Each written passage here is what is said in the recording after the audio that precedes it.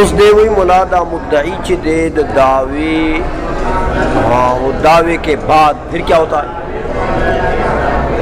دلیل دینے کا مرتبہ آتا ہے نا. مدعی نے جب دعویٰ کر لیا، دعوے کی تفصیل آگے آ رہی ہے، تو مدعی کے بعد کیا ہوتا ہے؟ دلیل دے گا. اب دلیل جو ہے اس کی آپ پڑھ چکے ہیں کہ دو قسمیں ہیں. اگر وہ معلول سے استدلال کر رہا ہے علت پر تو دلیل انی ہے نا، دلیل تو دلیل انی اگر اس نے دی تو پھر اس مدعی کا نام بدل گیا. اب کیا نام ہو گیا؟ مستدل. حیثیت سے دیکھو نام بدل جاتا ہے. جب دعویٰ پیش کر رہا تھا تو اس وقت اس کا نام کیا تھا؟ مدعی. جب استدلال کے مرتبے میں آیا اور دلیل انی دے دی، اب نام کیا ہو گیا؟ مستدل. وَإِنْ شَرَعَ فِي الدَّلِيلِ اللِّمِّي يُسَمَّى مُعَلِّلًا، اور اگر علت سے استدلال کرتا ہے معلول پر، دلیل لمی دیتا تو پھر اس کا نام کیا ہے؟ معلل. کہ استدلال من العلت کر رہا ہے، معلل.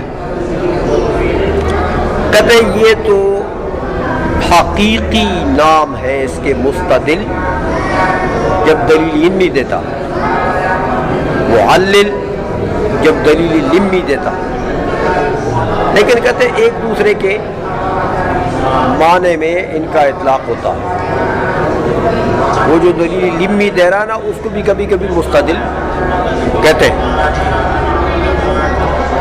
جو دلیل انی دیتا ہے نا اس کو بھی کبھی کبھی معلل. مجازاً ایک دوسرے کے، اس لیے کہتے ہیں وَقَدْ يُسْتَعْمَلُ كُلٌّ مِّنْهَا مَقَامَ الْآخَرِ. مقام الآخر، تو جب مقام الآخر میں دوسرا استعمال ہو جائے، مستدل کو معلل کہہ دیں تو اب معلل کا کہتے ہیں اپنا معنی مراد نہیں ہوگا. سمجھئے؟ یا معلل کو آپ مستدل کہہ دیں تو اب مستدل کا اپنا معنی مراد ہو، ہاں، بلکہ بمعنی المتمسک بالدلیل مطلقاً. اب مستدل کا معنی کیا ہوگا؟ متمسک بالدلیل مطلقاً، چاہے وہ انی ہے چاہے لمی ہے. سمجھائیے؟ اچھا، یہ تو ہوا مدعی کی تعریف اور اس کی دو حیثیتیں. اب فرماتے وَالسَّائِلُ مَن نَّسَبَ نَفْسَهُ لِنَفْيِهِ، لِنَفْيِهِ کی ضمیر کا مرجع نکالتے ہیں شارح، لِنَفْيِ الْحُكْمِ الَّذِي ادَّعَاهُ الْمُدَّعِي. اور سائل اس کو کہتے ہیں کہ جس حکم کا مدعی نے دعویٰ کیا ہے، سائل وہ ہوگا جو اس کی نفی کے در پہ ہو، جو اس کی نفی کے در پہ ہوگا اس کو کہتے ہیں سائل. یعنی وہ مدعی کا خصم نہیں ہے، مدعی کا خصم اس کو کیا کہتے ہیں؟ سائل. لیکن بلا نصب دلیل علیہ، اپنی اس نفی کے اوپر دلیل نہیں دے رہا، کیونکہ نفی پر دلیل کی ضرورت نہیں ہوتی ہے.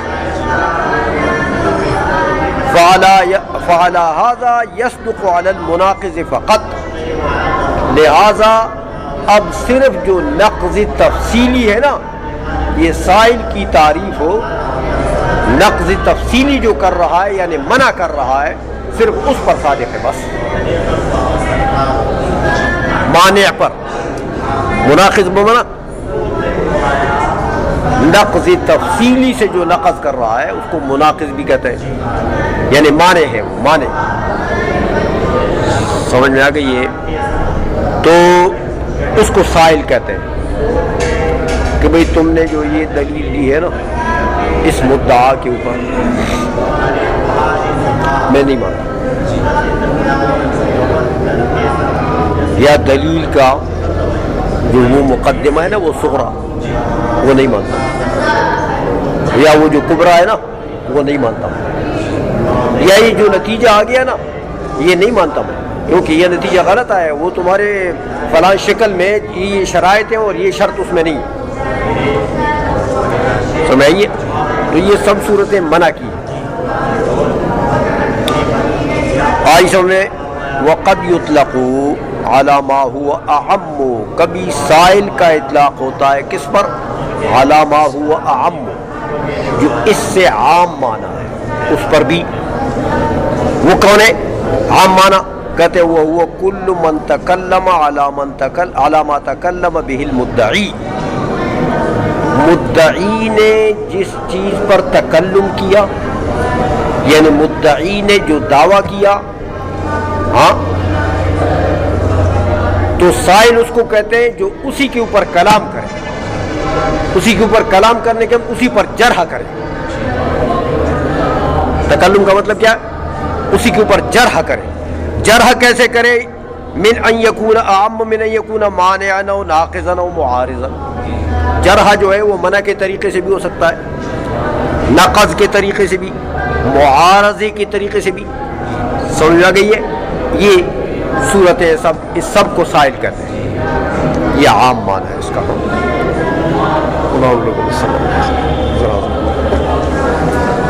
کہ سائل کے دو معنی ہیں، ایک تو اس کا اپنا حقیقی معنی کہ من نسب نفسہ لنفیہ،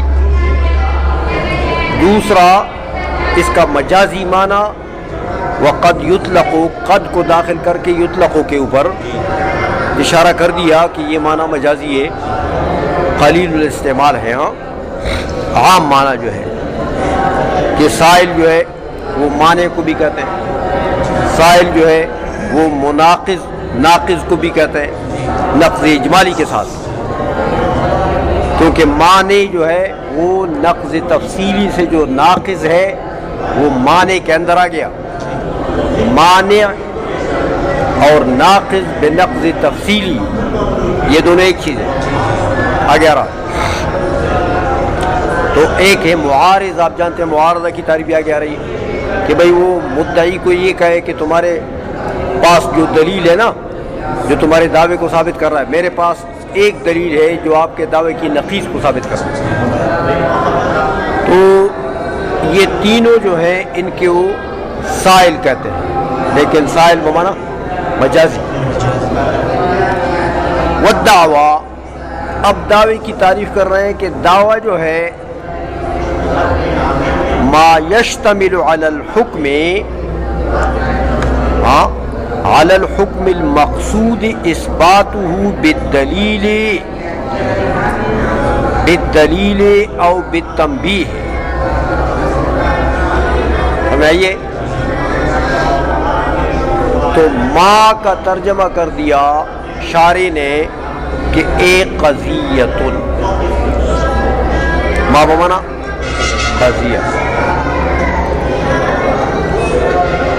یشتمل علی الحکم، وہ قضیہ جو نسبت حکمیہ کے اوپر یعنی نسبت تامہ خبری کے اوپر، حکم بمانا نسبت تامہ خبری، جو نسبت تامہ خبری پر مشتمل ہے وہ قضیہ۔ شارح فرماتے ہیں کہ وہ مشتمل حکم کے اوپر کیسے مشتمل ہے؟ کہتے ہیں کہ دیکھو اشتمال الکل علی الجزء، جیسے کل کا اشتمال ہوتا ہے جز پر، قضیہ نسبت تامہ خبری پر ایسا مشتمل ہے، کیونکہ قضیہ کل ہے اور نسبت تامہ خبری اس کی جز ہے، ایک موضوع ہے، محمول ہے، نسبت تامہ خبری ہے، تو قضیہ نسبت تامہ خبری پر ایسا مشتمل ہے جیسے کل جز پر ہوتا ہے، سمجھائیے؟ یہ تو فرمایا کہ ما یشتمل علی الحکم المقصود، یہ متن ہے۔ ہاں، یہ اشتمال الکل علی الجزء یہ شرع ہے. علی الحکم المقصود اثباتہ بالدلیل او بالتنبیہ. ہاں اس حکم پر وہ قضیہ جو اس حکم پر مشتمل ہے جس حکم کا اثبات بالدلیل مقصود ہے مدعی کا یا بالتنبیہ مقصود ہے. تو چونکہ اثبات بالدلیل ہوتا ہے کس کا؟ نظریات کا. تو اگر وہ حکم نظری ہے تو اس کے اثبات کے لیے کیا کریں گے؟ دلیل دیں گے. اور اگر وہ حکم بدیہی خفی ہے تو پھر اس کے اظہار کے تنبیہ کے ساتھ نکال دیا شارع نے. اب اظہارہ بالتنبیہ سمجھیے. تو پھر اس کے خفا کے ازالہ کے لیے کیا کریں گے؟ تنبیہ پیش کریں گے. سمجھ گئی ہے؟ اچھا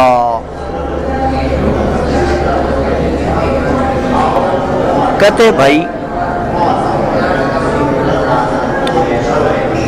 یہ تعریف تو انہوں نے دعوے کی کر دی کہ وہ قضیہ جو مشتمل ہو اس حکم کے اوپر جس حکم کا اثبات بالدلیل مقصود ہے یا اظہار بالتنبیہ مقصود ہے. تو میرے بھائی یہ تو تم نے دعوے کو قضیہ نظریہ بنا دیا ایک، تو دلیل سے ثابت کر دیں گے.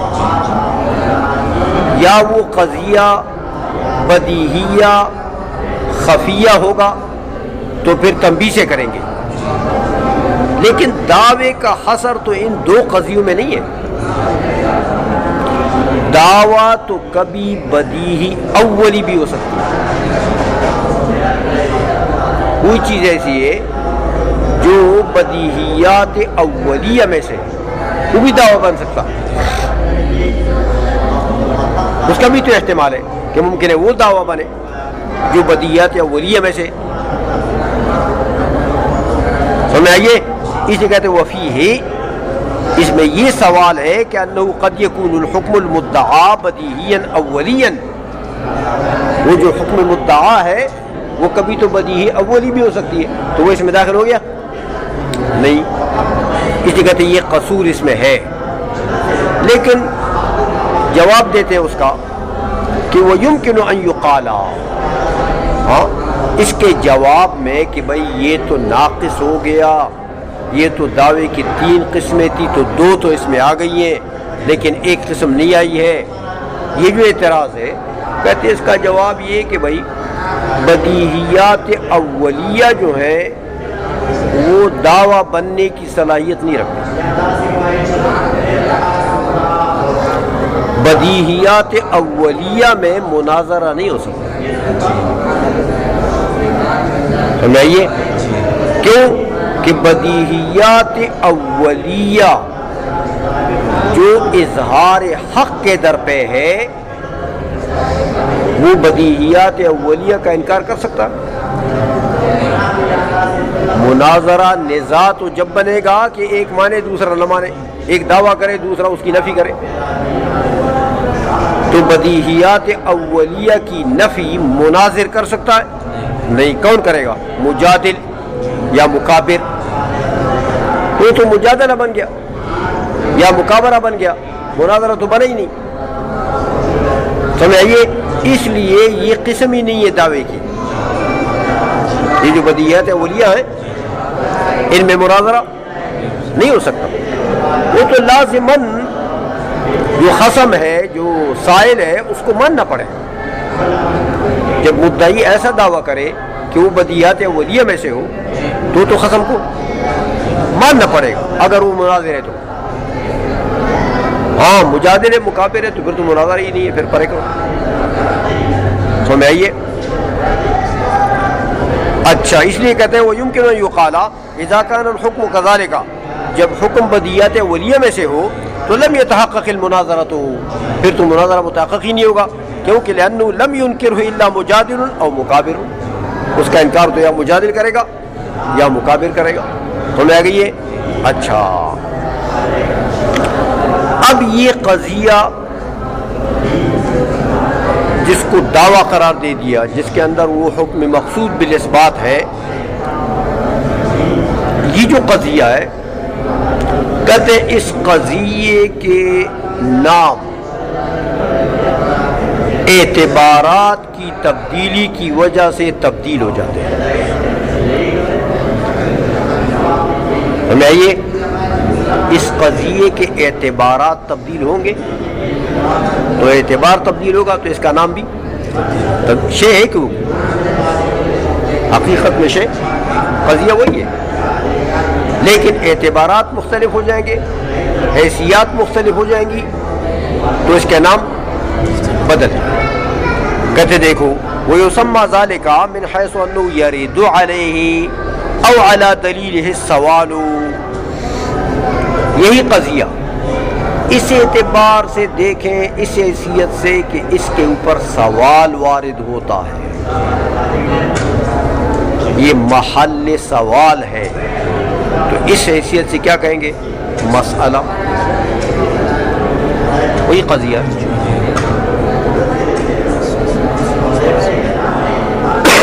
مسئلہ بن گیا۔ اچھا، یا قضیے کی اس حیثیت کو کریں کہ بھئی من حیث انہ یبحث عنہا، اس حیثیت کو دیکھتے ہیں کہ بھئی یہ قضیہ سے تو بحث ہوتی ہے، تو اس قضیے کا پھر نام کیا ہو گیا؟ مبحث۔ کہتے ہیں مسئلتاً و مبحثاً، سوال ورود کی حیثیت سے مسئلہ بن گیا اور بحث کے ورود کی حیثیت سے مبحث بن گیا۔ اچھا، ایک اور حیثیت ہے اس قضیے کا، کہتے ہیں یہ قضیہ اس حیثیت سے جب آپ دیکھیں گے کہ بھئی یہ تو مستفاد من الدلیل ہے۔ دیکھو آپ نے دعویٰ کیا اعلی محدث، دلیل دے لأنه متغیر وکل متغیر حادث، حد اوسط کو نکال دیا، کیا رہ گیا؟ اعلی محدث، یہی اعلی محدث تھا نا، تو وہ دلیل سے مستفاد ہوا کہ نہیں ہوا؟ حد اوسط کو جب آپ نے ختم کر دیا تو دلیل کے بعد دلیل سے آپ کے پاس کون سے اجزاء رہ گئے؟ یہی قضیہ اعلی محدثون والا، تو چونکہ دلیل سے بھی یہی مستفاد ہے، اس لیے اس کو کیا کہتے ہیں؟ نتیجہ کہتے ہیں۔ جو دلیل سے مستفاد ہو اس کو کیا کہتے ہیں؟ نتیجہ۔ سمجھ آ گئی ہے؟ ومن حيث أنه قد يكون كليا قاعدة وقانونا، اور اس حیثیت سے جب آپ دیکھتے ہیں کہ بھائی یہ تو قضیہ کلیہ ہے، قضیہ کلیہ ہے جو اپنی جزیات کے احکام کو محیط ہے، اپنی جزیات کے احکام کو، اس حیثیت سے اس کو کیا کہیں گے؟ قاعدہ، قانون۔ کیا کہیں گے؟ قاعدہ، قانون۔ اچھا، یہ تو مختلف حیثیات سے اس کے نام بدل گئے، سمجھ آ گئی ہے؟ اب کہتے ہیں کہ والمطلوب اعم من الدعوی، مطلوب کا جو لفظ ہے یہ دعوے سے عام۔ کیوں عام ہے؟ اس لیے کہتے ہیں مطلوب تو مطلوب تصوری کو بھی کہتے ہیں۔ یہ جو آپ قول شارع اور معرف، اس قول شارع اور معرف سے آپ کا مطلوب کیا ہوتا ہے؟ وہ مطلوب تصوری، وہ مجہول تصوری۔ تو مطلوب کا اطلاق جو ہے یہ کس پر ہوتا ہے؟ تصوری پر بھی ہوتا ہے۔ سنائیے، تو دعوے کا اطلاق تصوری مطلوب پر ہوتا ہے، وہ تو قضیہ بتا دیا نا، کماہیت الانسان مثلا، ہاں، اس لیے کہتے ہیں مطلوب عام ہے، تصوری ہو اور تصدیقی یا تصدیقی ہو، مثل العالم حادث، وَيُسَمَّى مِنْ حَيْثُ أَنَّهُ مَوْضِعُ الطَّلَبِ. اس کو بس کر میرے خیال.